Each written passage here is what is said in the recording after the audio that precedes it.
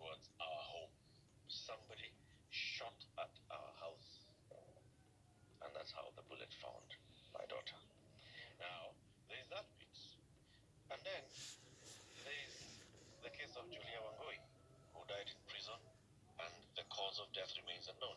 And you read about this part of this big story here on page 6 of the Daily Nation today.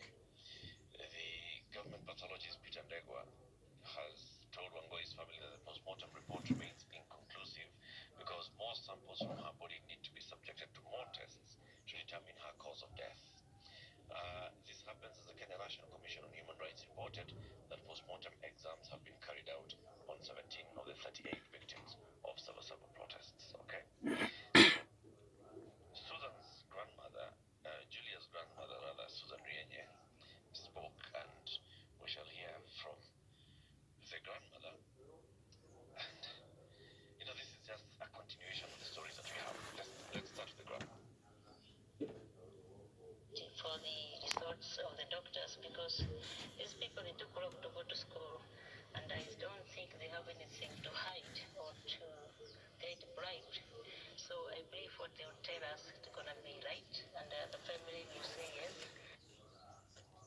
They are finding some things in the lungs, in the brain, in the pancreas, and the liver, all of which can actually be contributory.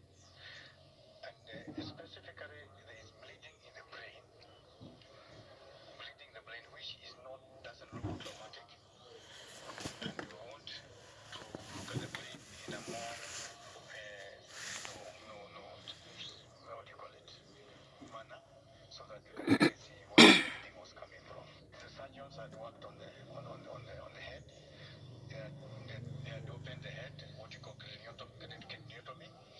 Therefore, we want to also see what the doctors found, which we don't have right now. We hope we'll have the documents by the time we meet in 2 weeks' time. Right.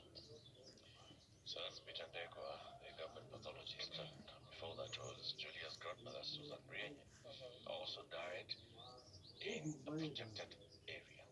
Okay? One is in a protected area with her mother, and a bullet comes and finds her.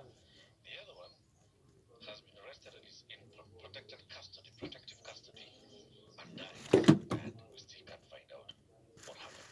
Now let's go to Kipchumba. Before even Kipchumba, there was James Wamboko, yes, a Form 3 student at Bingwa Secondary School, who was shot by a police officer during Sabasaba protests in Nanyuki. He died from excessive bleeding, the postmortem exam has revealed. In the report, 3 pathologists indicated that a bullet struck Wamboko on the right hip and exited through the left.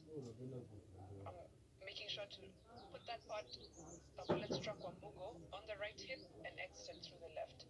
Remember, we were told shoot them in the leg. Now we can go to Kipchumba. Right. Yeah, he lost there was a lot of bleeding, and that's how he ended up dying, because the bullet caught some critical arteries in the body. Now, to Murkomen, Mr. Murkomen made remarks. The CS said the protests were not spontaneous, rather they were coordinated and financed.